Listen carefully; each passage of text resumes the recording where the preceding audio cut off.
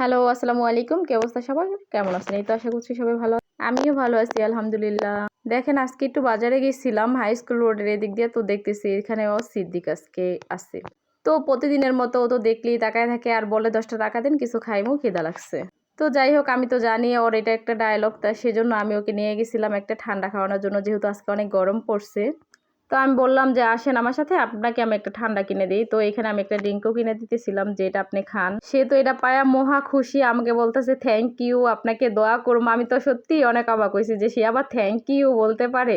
এই যে একটা হাসি মুখ বা এইভাবে এত সুন্দর করে কথা বলা আমার কাছে না অনেক ভালো লাগে। তো আসলে কি এটা আমার দেখানোর উদ্দেশ্য ছিল না, কিন্তু দেখানোর কারণ হয়েছিল অনেকেই বলে যে কিছু দেন না, ভিডিও করেন, আর ভিডিও করার ইচ্ছে ছিল না, জাস্ট একটু বোঝানোর জন্য।